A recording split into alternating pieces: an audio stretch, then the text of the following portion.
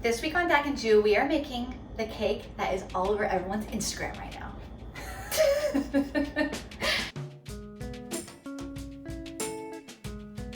This Earl Grey and yogurt cake is by Molly Baz. It's been popping up everywhere. Everyone seems to be making it and loving it, and so we wanted to give it a go. Full transparency, we haven't made it, so we'll see how we do. First things first, we are going to oil up our 9x5 loaf pan, and the recipe says to line it with parchment paper, but we don't have it, so we're just gonna grease her up good. We are gonna use coconut oil because that's what we have right now. Oh yeah, get in there. We are gonna whisk together our dry ingredients, and first we have 2 cups of all-purpose flour, half a teaspoon of baking powder, and half a teaspoon of baking soda, and a full teaspoon of kosher salt.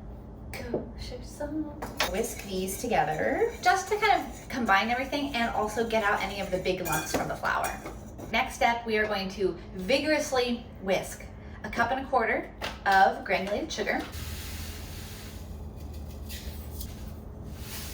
It's probably a quart. Yeah. We're also gonna add 2 eggs.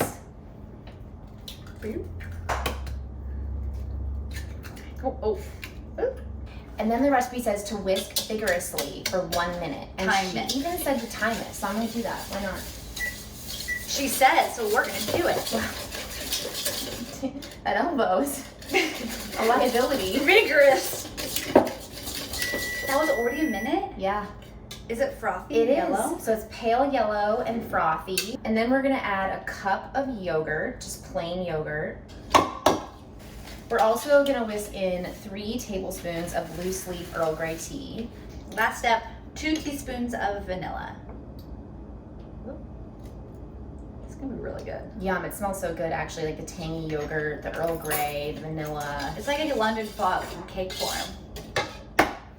Yes, That's what it is. That's exactly what it is. So then we're gonna pour in 1 cup of vegetable oil. We're using safflower oil. This is like a batter. It's very loose. It is loose.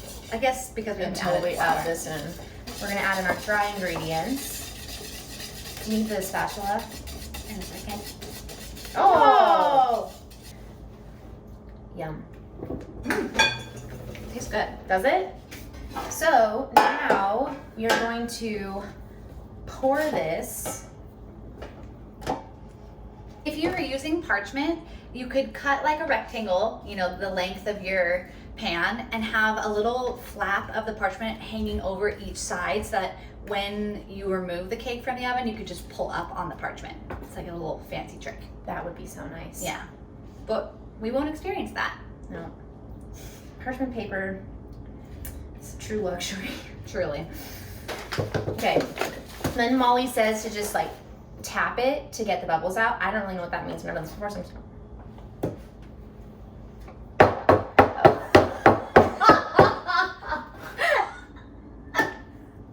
I mean, I knew that wasn't gonna do anything, but I just was like, I don't know what I'm doing. It should be good. Yeah. And now we're just gonna sprinkle the top with some raw sugar. You could use turbinado. That went like flying through. I think more went over there than on the cake. I'm gonna do some. And this is gonna go into the oven at 325 for about an hour. We always want to be wary of carryover cook time. Mm-hmm. So even when you take it out of the oven, it's gonna keep cooking. So No one wants a dry cake. dry cake is actually the worst. This was in the oven for about 65 minutes. It was initially on the middle rack, then I moved it up to a taller rack so they could brown a little bit more on the top. Nice and crunchy. Mm-hmm. Let it sit in the pan for a second, and then we're gonna attempt to move it to the cooling rack. Oh, here we go.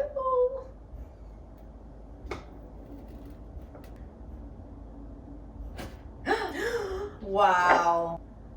Cheers. You hear that crunch? Mm-hmm. I've never had an Earl Grey baked good before. I haven't either, but it just tastes, this sounds so cliche, but it tastes like a solid form of tea. What I was concerned about with this recipe is that Earl Grey is a really intense flavor. Mm-hmm. and I thought it would overpower this, but it really doesn't. Like, No. it's really nicely balanced with the sweetness and like the tang from the yogurt adds a really nice touch. It has a really nice crust on the outside, but it's a really good, like, soft center. Yeah, look at that. Look at that fluff.